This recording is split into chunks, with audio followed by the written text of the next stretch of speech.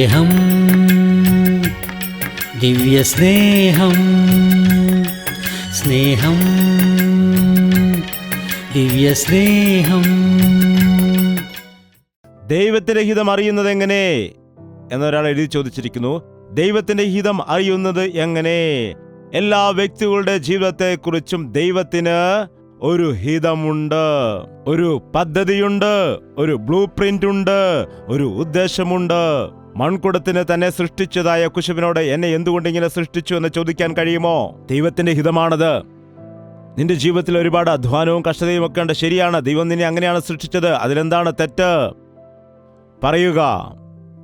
പൗലോസ് വളരെ വിദ്യാഭ്യാസം നേടിയ വ്യക്തിയാണ്. ഗമാലിയേലിന്റെ പാദപീഠത്തിൽ നിന്ന് പഠിച്ചവൻ, റോമൻ പൗരത്വമുണ്ടായിരുന്നവൻ, പരീശൻ, അതുപോലെ തന്നെ ന്യായപ്രമാണത്തെക്കുറിച്ച് അറിവുള്ളവൻ, തന്റെ വിശ്വാസത്തിൽ തീക്ഷ്ണതയുണ്ടായിരുന്ന വ്യക്തി. എന്നാൽ കർത്താവ് തന്നെ ദർശിച്ച സമയത്ത് ദമസ്കോസിന്റെ പടിവാതിൽക്കൽ വെച്ച് ദർശിച്ചപ്പോൾ, കർത്താവെ ഞാൻ എന്താണ് ചെയ്യേണ്ടതെന്ന് ചോദിച്ചപ്പോൾ കർത്താവ് എന്താണ് പറഞ്ഞത്? എനിക്ക് വേണ്ടി കഷ്ടം അനുഭവിക്കുന്നതിന് വേണ്ടി ഞാൻ നിന്നെ തിരഞ്ഞെടുത്തിരിക്കുന്നു. എന്താണ് പറഞ്ഞത്? എനിക്ക് വേണ്ടി കഷ്ടത അനുഭവിക്കുവാൻ വേണ്ടി ഞാൻ നിന്നെ തിരഞ്ഞെടുത്തിരിക്കുന്നു. ഒരു മാതാവ് എത്രത്തോളം കഷ്ടത അനുഭവിക്കുന്നറിയാമോ? എനിക്കറിയാം. ഞങ്ങൾ 8 മക്കളായിരുന്നു. ഞങ്ങളുടെ അമ്മ ഞങ്ങളെ കൊണ്ട് ഒരുപാട് കഷ്ടപ്പെട്ടു. ആ കാലത്ത് മിക്സി ഇല്ലായിരുന്നു, കുക്കറില്ലായിരുന്നു, ഇന്നുള്ളതുപോലെ സൗകര്യങ്ങൾ ഒന്നും തന്നെ ഇല്ലായിരുന്നു. അരി അരച്ച് അപ്പമൊക്കെ ഉണ്ടാക്കി അതുപോലെ എല്ലാ കുഞ്ഞുങ്ങൾക്കും പാകം ചെയ്ത് കൊടുക്കുവാനും അവരെ കഴിപ്പിക്കുവാനും എല്ലാം എത്രയോ കഷ്ടപ്പെടുവാനിടയായി, ഒരുപാട് ബുദ്ധിമുട്ട് അനുഭവിക്കുവാനിടയായി. അറിയാമോ, ദൈവം അമ്മമാരെ അങ്ങനെയാണ് സൃഷ്ടിച്ചാക്കിയിരിക്കുന്നത്.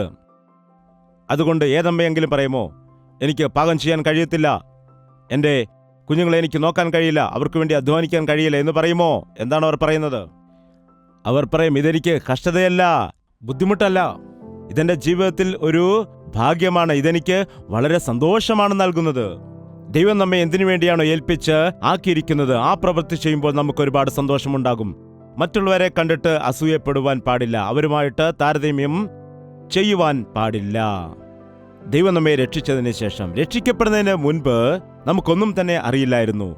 ചില വ്യക്തികളാണെങ്കിൽ പ്രായപൂർത്തിയായതിനു ശേഷമാണ് രക്ഷിക്കപ്പെട്ടത്. എന്നാൽ നിങ്ങൾ ഇപ്പോഴെങ്കിലും ചോദിക്കണം, കർത്താവേ, എന്നെ എന്തുകൊണ്ടാണ് നീ തിരഞ്ഞെടുത്തത്? എന്നെക്കുറിച്ചുള്ള നിന്റെ ഉദ്ദേശം എന്താണെന്ന് ചോദിക്കുകയാണെങ്കിൽ നിന്റെ ബാക്കിയുള്ള ജീവിതം അനുഗ്രഹിക്കപ്പെടും. യൗവനത്തിലുള്ളവർ നിങ്ങളുടെ സമയത്തെ വൃഥാവാക്കി കളയരുത്. യൗവനപ്രായത്തിൽ നിങ്ങളെക്കുറിച്ചുള്ള ദൈവത്തിന്റെ പദ്ധതികളെ അറിയുക. ഏത് കോഴ്സാണ് എടുക്കേണ്ടത്, ഏത് വിഷയമാണ് പഠിക്കേണ്ടത്, എങ്ങനെയാണ് ചെയ്യേണ്ടത്, അതോ ദൈവത്തിന്റെ വേലയ്ക്ക് വേണ്ടി ദൈവം നിന്നെ തിരഞ്ഞെടുത്തിട്ടുണ്ടോ, നിന്നെ കൂടി എന്ത് ചെയ്യാനാണ് ദൈവം ആഗ്രഹിക്കുന്നത് എന്ന വിഷയം അറിയേണ്ടതാണ്.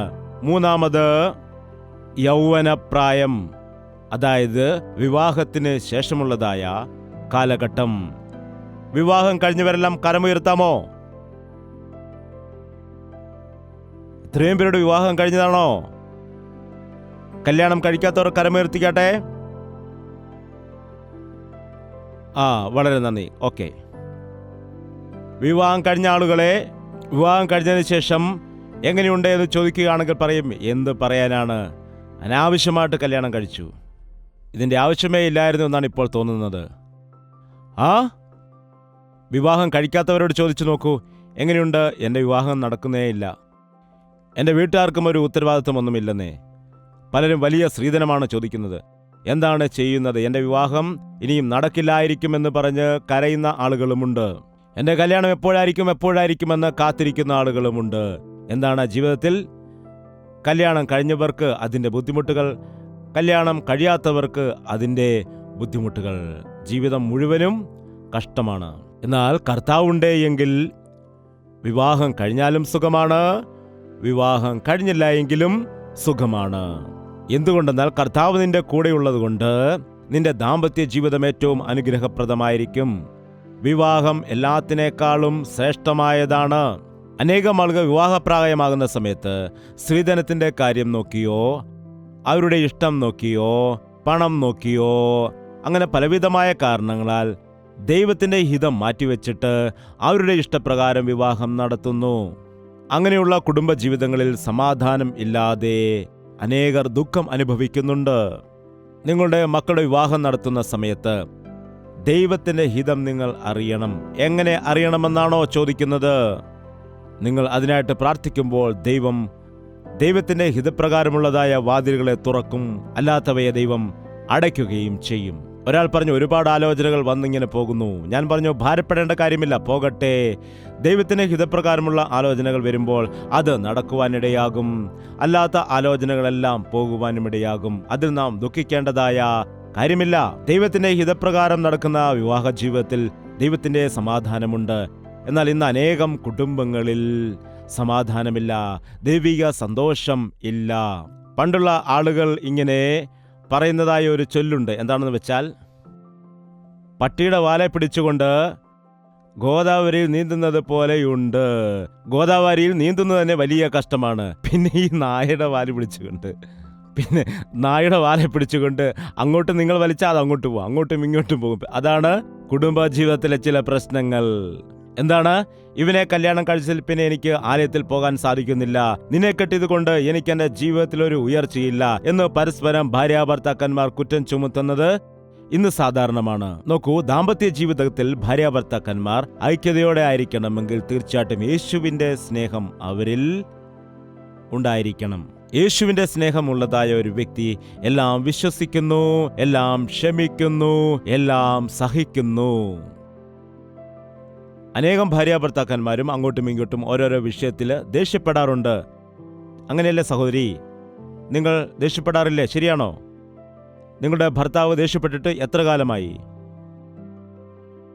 അങ്ങനെ ഒന്ന് പറയുമ്പോൾ നീ രണ്ടെണ്ണം മറുപടി പറയും. അപ്പോഴെന്താണ് അവിടെ സംഭവിക്കുന്നത്? അടിയാകും. എന്താണ്?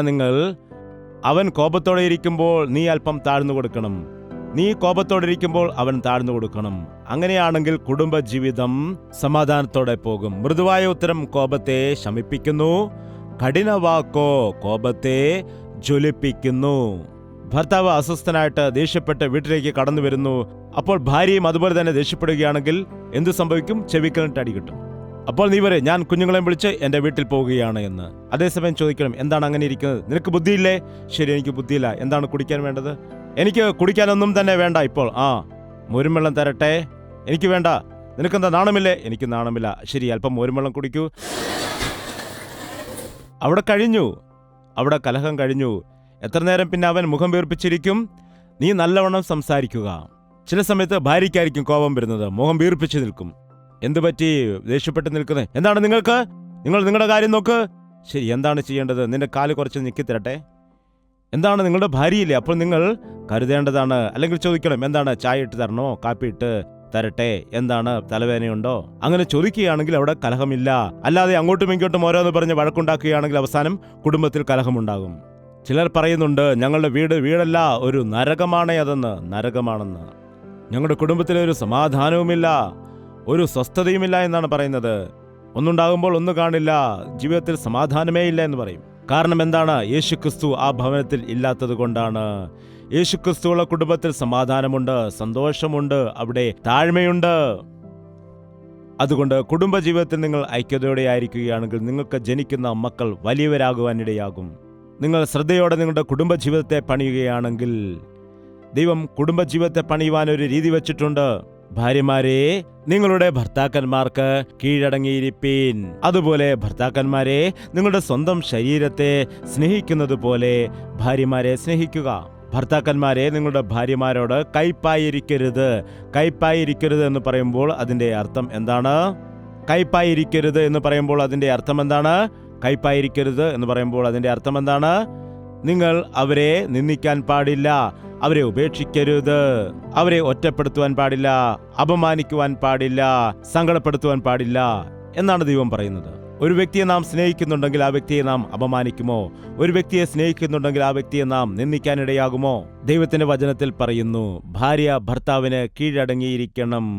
നീ സമാധാനത്തോടെ കീഴടങ്ങിയിരിക്കുകയാണെങ്കിൽ ജീവിതം മുഴുവനും സമാധാനകരമാകും. ബാല്യകാലത്ത് മാതാപിതാക്കളുടെ തണലിന് കീഴിലായിരിക്കും. അതുപോലെ എല്ലായ്പ്പോഴും ദൈവത്തിന്റെ തണൽ നിങ്ങൾക്ക് ആവശ്യമാണ്. ദൈവത്തിന്റെ ഹിതമറിഞ്ഞ് നിങ്ങൾ ജീവിക്കണം. യൗവനപ്രായത്തിൽ വിവാഹ ജീവിതത്തിൽ ദൈവത്തിന്റെ ഹിതം അനുസരിച്ച് ജീവിച്ച് നിങ്ങൾ നിങ്ങളുടെ മക്കളെ വളർത്തിയെടുക്കണം. അതിനുശേഷം എന്താണ് പറയുന്നത്? തലയൊക്കെ നരച്ചു തുടങ്ങും. ഇന്നാണെങ്കിൽ നമുക്കറിയാം, അത് പ്രായവ്യത്യാസമില്ലാതെ 20-25 വയസ്സാകുമ്പോഴേ തലയൊക്കെ നരയ്ക്കുന്നത് നമുക്ക് കാണാൻ കഴിയും. അയ്യോ, ഞാൻ പ്രായം ചെന്നു പോവുകയാണ്, ഞാൻ പ്രായം ചെന്നു പോകുന്നു, കിളവനാകുന്നു, എൻ്റെ തലമുടിയൊക്കെ കൊഴിഞ്ഞു പോകുന്നു, കഷണ്ടിത്തല ഉണ്ടാകുന്നു എന്ന് പലരും പറയാറുണ്ട്. എന്താണ്? ബാലൻ തീർച്ചയായിട്ടും വൃദ്ധനാകേണ്ടി വരും.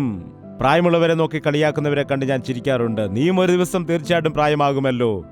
പല്ലു കൊഴിയുന്നവരെ കളിയാക്കുന്നവർ ശ്രദ്ധിക്കുക, നിന്റെ പല്ലും ഒരു ദിവസം കൊഴിയും, നിന്റെയും തലമുടി കൊഴിയും. നീയും ഒരു ദിവസം വടിയൊക്കെ കുത്തി നടക്കേണ്ടതായിട്ട് വരും. നീയും ഒരു ദിവസം ആരുടെയെങ്കിലുമൊക്കെ സഹായത്തോടെ ജീവിക്കും. വൃദ്ധന്മാരെ ബഹുമാനിക്കുക, പ്രായം ചെന്ന ആളുകളെ ബഹുമാനിക്കുക, നിന്റെ മാതാപിതാക്കളെ സ്നേഹിക്കുക, അവരെ കരുതുക, അവരെ വാർദ്ധക്യത്തിൽ ഉപേക്ഷിക്കരുത്, അവരെ തള്ളിക്കളയരുത്. നിന്റെ മാതാവ് വാർദ്ധക്യത്തിലായിരിക്കുമ്പോൾ അവരെ തള്ളിക്കളയരുത്, ഉപേക്ഷിക്കരുതെന്ന് ദൈവത്തിന്റെ വചനത്തിൽ പറയുന്നു. എന്നാൽ ഇന്ന് ആളുകളെ ശ്രദ്ധിക്കുക, പ്രായം ചെല്ലുന്തോറും അവരുടെ ജീവിതത്തിൽ സമാധാനവും സ്വസ്ഥതയും നഷ്ടപ്പെട്ട് നിരാശയുണ്ടാകുന്നു. എന്തുകൊണ്ടാണ്? എന്തിന് ഞാൻ ഇനി ജീവിക്കണം?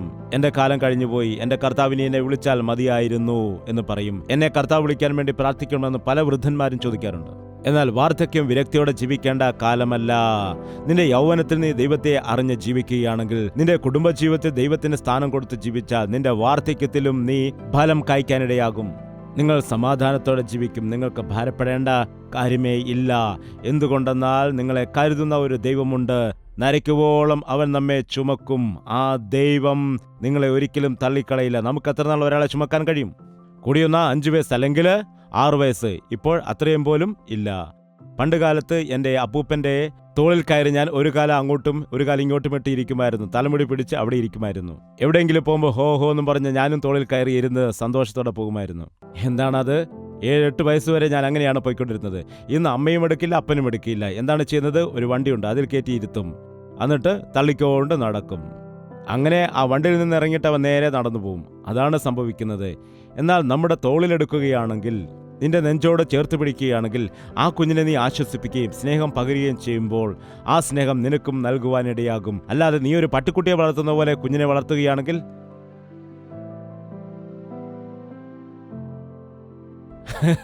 ഇനിയും ചില ആളുകളാണെങ്കിൽ പിറകിലൊരു ബാഗ് തൂക്കി അല്ലെങ്കിൽ മുൻപിലൊരു ബാഗ് തൂക്കിയിട്ട് അതിൽ കുഞ്ഞിനെ വെക്കും. എടാ, കുഞ്ഞിനെ ഒന്ന് തോളിലെടുത്തുകൂടെ നിനക്ക്? എന്നാൽ യേശുവിന്റെ സ്നേഹത്തെ നോക്കുക. എത്ര കാലം നിന്നെ ചുമക്കുമെന്നാണ് പറയുന്നത്? അത് 7-8 വയസ്സ് വരെ മാത്രമല്ല. എത്ര കാലമാണ്? നീ പ്രായമായാലും ശരി, നിന്നെ എളിയിൽ വെച്ചുകൊണ്ട് നടക്കുവാൻ ഇടയാകും. എളിയിലെടുക്കുന്ന കണ്ടിട്ടില്ലേ? ഒരു കാലം അങ്ങോട്ട് ഒരു കാലം ഇങ്ങോട്ട് ഇട്ടിട്ട് കെട്ടിപ്പിടിച്ചിരിക്കും. നിങ്ങൾക്ക് ആ കാലമൊക്കെ നിങ്ങൾക്ക് ഓർമ്മയുണ്ടോ? നിങ്ങൾ ഒരു നിമിഷം ചിന്തിക്കുക. നിങ്ങൾ പ്രായമുള്ളവരായാലും ശരി, നിങ്ങൾ യേശുവിന്റെ കരങ്ങളിലാണ്. അവൻ നിന്നെ മുറുകെ ചേർത്ത് പിടിച്ചിരിക്കുകയാണ്. നിന്നെ ഉപേക്ഷിക്കാത്ത, കൈവിടാത്ത ദൈവമാണ് നമ്മുടെ കർത്താവ്. നോക്കൂ, എന്റെ വാർദ്ധക്യത്തിൽ എന്നെ ഉപേക്ഷിക്കുകയുമരുത്. ദാവീദ് അങ്ങനെ പ്രാർത്ഥിക്കാനിടയായി. എന്റെ വാർദ്ധക്യകാലത്ത് എന്നെ ഉപേക്ഷിക്കുകയുമരുതേ. ഒരു വ്യക്തി ഈ ലോകത്ത് ജീവിക്കുന്നതായ സമയത്ത് പരിപൂർണമായിട്ടും ദൈവത്തിൽ സമർപ്പിക്കപ്പെട്ടുകൊണ്ട്, ദൈവത്തിന്റെ ഹിതമനുസരിച്ചുകൊണ്ട്, കർത്താവേ നിന്റെ ഹിതം ഞാൻ ചെയ്യുന്നു എന്ന് പറഞ്ഞ് ഹിതം ചെയ്തുകൊണ്ട് അവസാനം ദൈവത്തിന്റെ സകല പദ്ധതികളും അവന്റെ ജീവിതത്തിൽ പൂർണ്ണമായതിനു ശേഷമാണ് ദൈവരാജ്യത്തിലേക്ക് തിരികെ പോകേണ്ടത്. അല്ലാതെ എന്നാൽ ഈ ലോകത്തിൽ നാം ആകസ്മികമായി മരിക്കുന്നത് ദൈവത്തിന്റെ ഹിതം അല്ല. ഇവിടെ ദാവീദ് ചോദിക്കുകയാണ്, കർത്താവേ എന്റെ ആയുസ് എത്രയാണ്? കർത്താവേ എന്റെ അവസാനം എന്താണ്? എന്റെ അന്ത്യം എന്താണ്? എത്ര കാലം ഞാൻ ജീവിക്കുവാൻ ഇടയാകും? എന്റെ ജീവിതകാലം എന്താണ്? അത് എത്രയാണ്? എത്ര കാലം താൻ ജീവിച്ചിരിക്കും എന്ന് താൻ ചോദിക്കുവാനിടയായി. ആ ചോദ്യവുമായിട്ട് കർത്താവിന്റെ സന്നിധിയിലേക്ക് വന്ന് കർത്താവിനോട് അവൻ ചോദിക്കുകയാണ്. ആ ചോദ്യം നമുക്ക് ഇവിടെ 4-ാമത്തെ വാക്യത്തിൽ കാണാൻ കഴിയും. മറുപടി ഇതാ 5-ാം വാക്യത്തിൽ ലഭിച്ചിരിക്കുന്നു. ഇതാ നീ എൻ്റെ നാളുകളെ 4 വിരൽ നീളമാക്കിയിരിക്കുന്നു. എൻ്റെ ആയുസ് നിന്റെ മുൻപിൽ ഏതുമില്ലാത്തതുപോലെ ഇരിക്കുന്നു. എൻ്റെ ആയുസ് എത്രയാണ്? എൻ്റെ അവസാനം എന്താണ് എന്ന് പ്രാർത്ഥനയിൽ ചോദിച്ചിട്ട് താൻ തന്നെ പറയുകയാണ്, എൻ്റെ ആയുസ് എത്രയാണ്? അതിനെ 4 വിരൽ നീളമാക്കിയിരിക്കുന്നു. അതിൻ്റെ അർത്ഥം എന്താണെന്ന് അറിയാമോ? അവൻ്റെ ജീവിതത്തിൻ്റെ ക്ഷണികത അതാണ് അവിടെ പറയുന്നത്. എത്രയാണ് എൻ്റെ ജീവിതം? 4 വിരൽ നീളം മാത്രമാകുന്നു. അത് അരയടിയല്ല, ഒരടിയല്ല. അത് മനസ്സിലായോ? നിങ്ങൾക്ക് മനസ്സിലായോ? തുണികളൊക്കെ അളക്കുന്നതിന് വേണ്ടി സ്കെയിൽ ഉണ്ടായിരുന്നു. സ്കെയിൽ വെച്ച് ഇങ്ങനെ നീളം അളക്കുമായിരുന്നു. 1 മുഴം 2 മുഴം എന്നൊക്കെ വിരൽ വെച്ചുകൊണ്ട് അക്കാലത്ത് അളക്കുമായിരുന്നു. മനസ്സിലായോ? എൻ്റെ ആയുസ് ഇവിടെ എത്രയാണെന്ന് ചോദിക്കുമ്പോൾ അരമുഴമല്ല, 1 മുഴമല്ല, 2 മുഴവും അല്ല. പിന്നെ എത്രയാണ്? 4 വിരൽ നീളം. അപ്പോഴത് കൂടുതലാണോ കുറവാണോ? വളരെ കുറവാണ്. 4 വിരൽ നീളം. ബാല്യം, കൗമാരം, യൗവനം, വാർദ്ധക്യം കഴിഞ്ഞു. എന്താണ്? ഒരു 12 വയസ്സ് വരെ ബാല്യമെന്ന് പറയും. അതിനുശേഷം ഒരു 30 വയസ്സ് വരെ കൗമാരം. അതിനുശേഷം ഒരു 50-54 വയസ്സ് വരെ യൗവനമായിട്ട് കണക്കാക്കും. ഒരു 60 വയസ്സ് കഴിഞ്ഞാൽ പിന്നെ വാർദ്ധക്യത്തിലാകും. എൻ്റെ ജീവിതം എന്തായിപ്പോയി?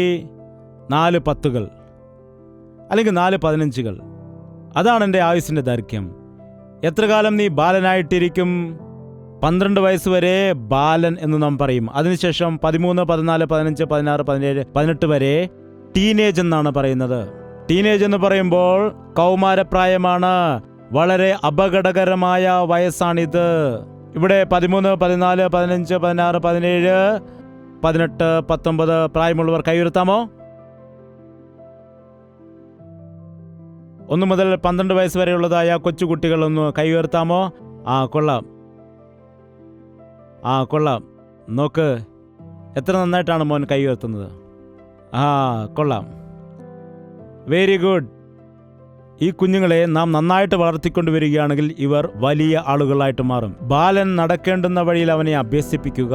അവൻ വൃദ്ധനായാലും അത് വിട്ട് മാറുകയില്ല. ദൈവം നമുക്ക് കുഞ്ഞുങ്ങളെ നൽകിയത് എന്തിനാണ്? അവരെ അച്ചടക്കത്തിൽ വളർത്തിക്കൊണ്ടുവരുവാനാണ്. അവരെ ദൈവഭയത്തിൽ വളർത്താനാണ്. അതല്ലാതെ കുഞ്ഞ് ജനിച്ച ഉടൻ തന്നെ സംസാരിക്കുമെന്ന് വിചാരിക്കുക.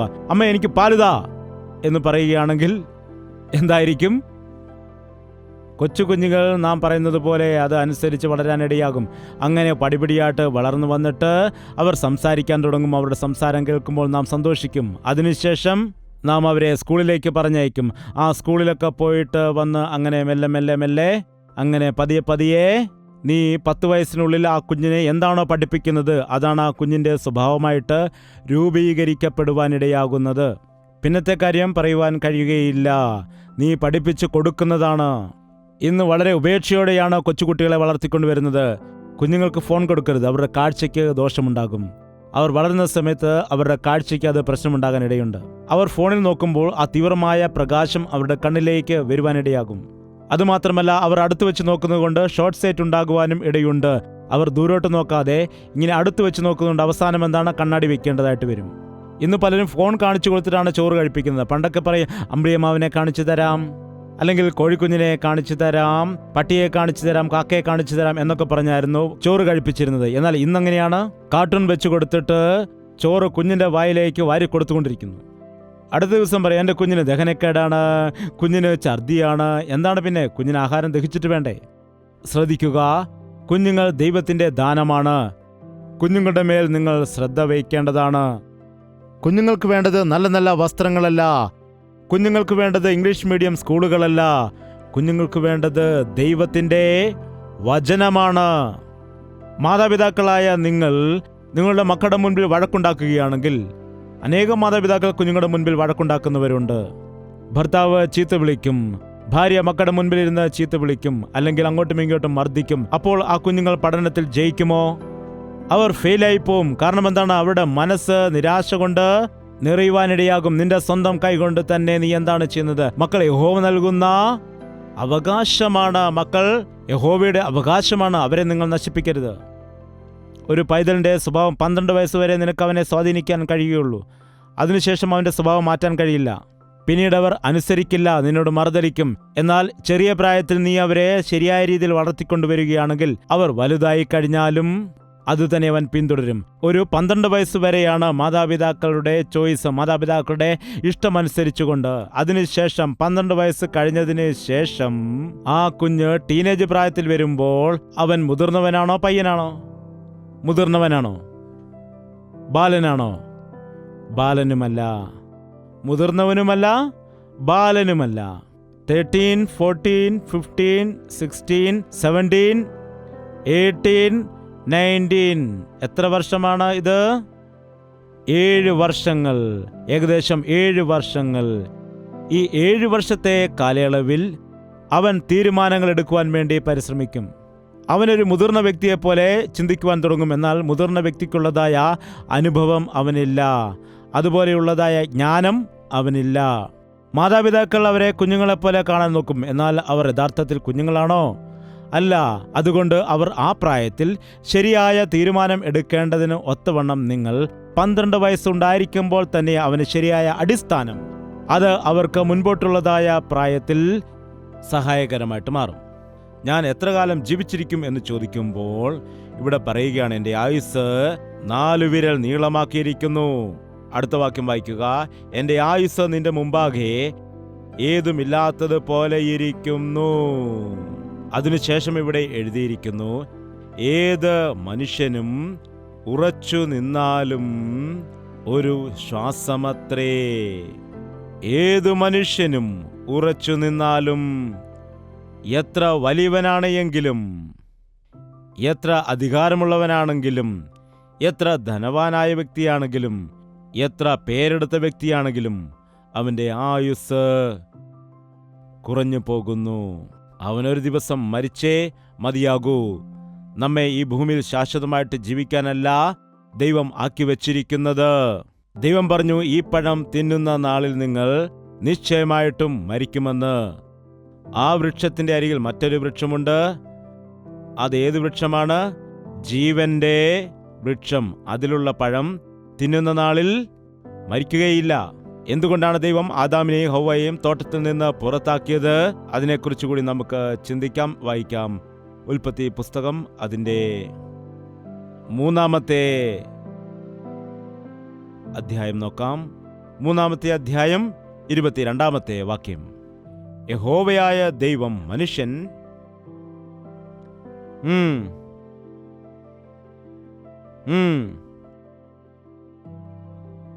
ഒരുപക്ഷെ അവൻ കൈനീട്ടി ജീവവൃക്ഷത്തിന്റെ ഫലം കൂടെ പറിച്ച് തിന്ന് എന്നേക്കും ജീവിപ്പാൻ സംഗതി വരുതേ എന്ന്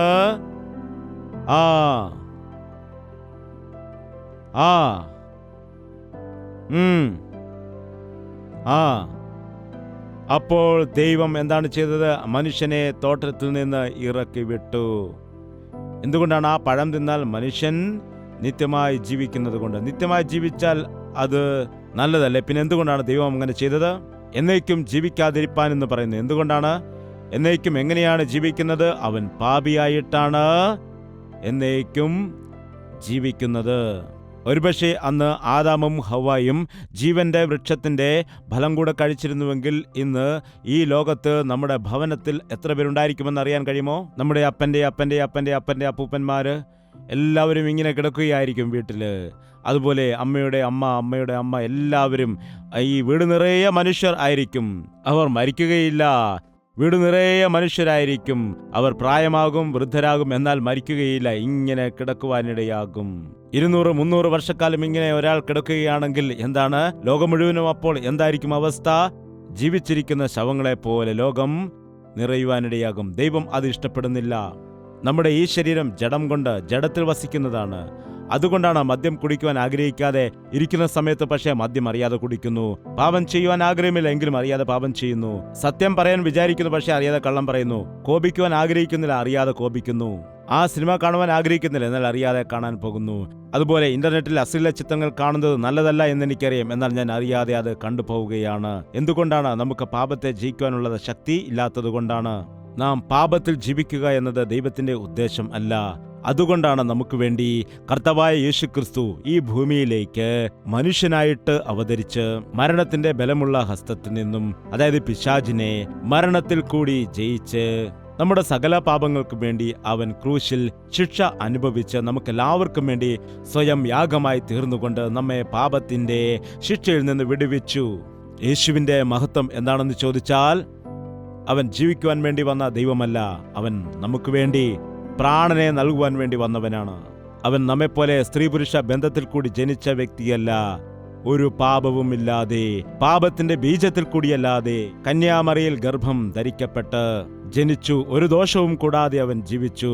നമ്മുടെ സകല പാപങ്ങളുടെയും ശിക്ഷ അവൻ്റെ മേൽ അവൻ സ്വയം വഹിച്ചുകൊണ്ട് ലോകത്തിൻ്റെ പാപം ചുമക്കുന്ന ദൈവത്തിൻ്റെ കുഞ്ഞാടായിട്ട് ആ കാൽവരി ക്രൂശിൽ ഭൂതവർത്തമാന ഭാവി കാലത്തിലെ സകലരുടെയും പാപഭാരങ്ങൾ എല്ലാം വഹിച്ച് രക്തം ഒഴുക്കാതെ പാപമോചനം ലഭിക്കുകയില്ല എന്ന വചനം നിവർത്തിക്കുന്നതിന് വേണ്ടി നിർദോഷവും നിഷ്കളങ്കവുമായ രക്തം നമുക്ക് വേണ്ടി ചൊരിഞ്ഞ് നമുക്കെല്ലാവർക്കും വിടുതൽ നൽകിയിരിക്കുകയാണ്. അതുകൊണ്ട് ഇപ്പോൾ ക്രിസ്തുയേശുവിൽ ഉള്ളവർക്ക് ഒരു ശിക്ഷാവിധിയും ഇല്ല.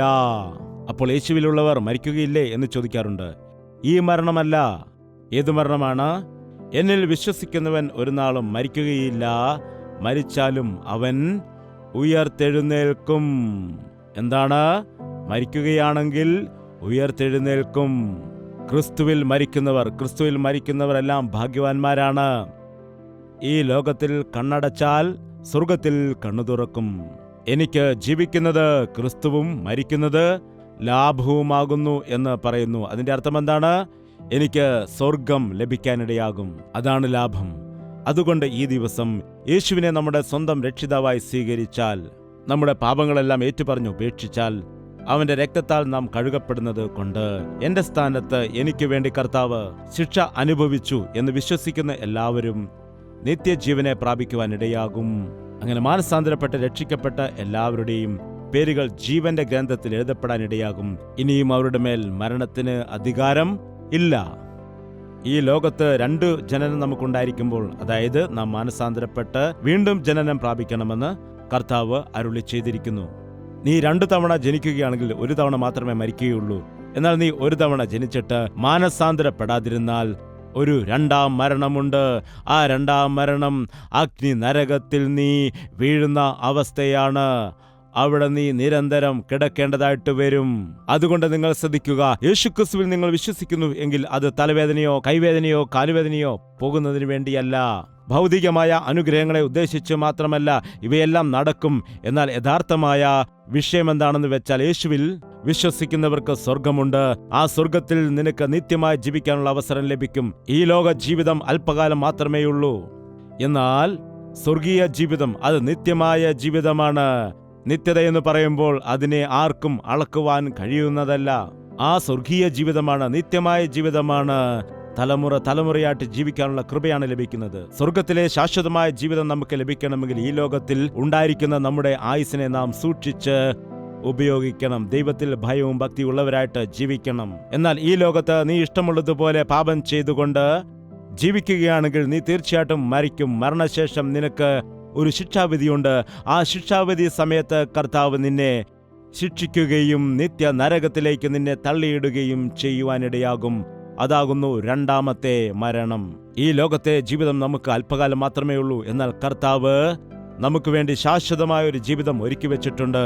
അതുകൊണ്ട് യേശുക്രിസ്തുവിൽ വിശ്വസിക്കുക, അവനുമായിട്ട് കൂട്ടായ്മ ഉള്ളവനായിട്ട് ജീവിക്കുക. നീ വൃദ്ധനാണെങ്കിലും നീ ബാലനാണെങ്കിലും യൗവനക്കാരനാണെങ്കിലും യേശുക്രിസ്തുവിനെ സ്വന്തം രക്ഷിതാവായി സ്വീകരിച്ചാൽ, യേശുവിൽ നീ പൂർണ്ണമായിട്ട് വിശ്വസിച്ചാൽ, അവനുമായിട്ട് നീ കൂട്ടായ്മ ആചരിച്ചാൽ, നിന്റെ ജീവിതത്തിൽ കഷ്ടതയും ബുദ്ധിമുട്ടും ഞെരുക്കങ്ങളും ഉണ്ടാകുന്ന സമയത്ത് അവന്റെ കരം നിന്നോട് കൂടെ ഉള്ളത് കൊണ്ട് അവൻ നിന്നെ സഹായിക്കും, നിന്നെ ബലപ്പെടുത്തും, നിനക്ക് സൗഖ്യം നൽകും. ഈ ലോകം നീ വിട്ടുപിരിയുമ്പോൾ അവന്റെ നിത്യരാജ്യത്ത് നീ ചേരുകയും ചെയ്യും. എഴുന്നേറ്റ് നിൽക്കാം, നമുക്ക് പ്രാർത്ഥിക്കാം. പ്രാർത്ഥന. പരിശുദ്ധനായ സ്നേഹമുള്ള പിതാവേ, ഒരിക്കൽ കൂടി കടന്നു വന്ന നിന്റെ മക്കളെല്ലാം നീ ദർശിക്കണമേ. ഞങ്ങളുടെ ജീവിതത്തിലെ സകല ആവശ്യങ്ങളെയും നന്നായിട്ട് അറിയുന്നതായ കർത്താവേ, ഓരോരുത്തരുടെയും ഹൃദയത്തിലുള്ളതായ ആഗ്രഹങ്ങളെ നന്നായിട്ട് അറിയുന്നതായ കർത്താവേ, നിന്റെ അത്ഭുത കരം നീ നീട്ടുമാറാകണമേ. നിന്റെ രക്തത്താൽ കഴുകി ഞങ്ങളുടെ ജീവിതങ്ങളെ ശുദ്ധീകരിക്കണമേ. ഞങ്ങളുടെ ജീവിതങ്ങളെയെല്ലാം നീ പുതുമയുള്ളതാക്കി മാറ്റണമേ. ഞങ്ങളുടെ ജീവിതത്തിൽ ഉള്ളതായ സകല പ്രശ്നത്തിനും പരിഹാരം നിന്റെ പാദപീഠത്തിലാണെന്ന് മനസ്സിലാക്കിക്കൊണ്ട് നിന്റെ വചനം ധ്യാനിക്കുവാൻ, നിന്റെ സന്നിധിയിൽ മുഴങ്കാൽ മടക്കി പ്രാർത്ഥിക്കുവാൻ, നിന്നിൽ ആശ്രയം വെച്ചുകൊണ്ട് ഞങ്ങളുടെ ജീവിതത്തിലുണ്ടാകുന്ന അത്ഭുത കാര്യങ്ങളെ കാണുവാൻ, നിന്റെ വരവ് താമസിക്കുന്നുവെങ്കിൽ, നിന്റെ ഹിതമാണെങ്കിൽ വീണ്ടും അനേക കൂട്ടായ്മകൾ ഇങ്ങനെ സംഘടിപ്പിക്കുവാൻ സഹായിക്കണമെന്ന് യേശുക്രിസ്തുവിന്റെ നാമത്തിൽ അപേക്ഷിക്കുന്നു പിതാവേ. ആമേൻ, ആമേൻ, ആമേൻ.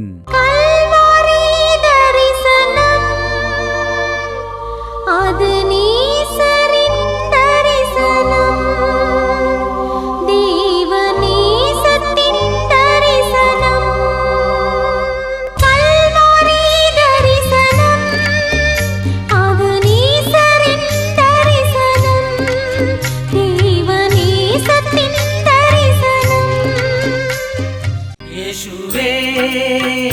യേശുവേ യേശുവേ യേശുവേ യേശുവേ യേശുവേ യേശുവേ യേശുവേ നിന്നെ നിന്നെ എന്നും ഞാൻ സേവിക്കും നീ മാത്രം രാജാവെന്നും നിന്നെ നിന്നെ എന്നും ഞാൻ സേവിക്കും നീ മാത്രം രാജാവെന്നും യേശുവേ യേശുവേ യേശുവേ യേശുവേ യേശുവേ യേശുവേ യേശുവേ യേശുവേ യേശുവേ യേശുവേ യേശുവേ യേശുവേ യേശുവേ യേശുവേ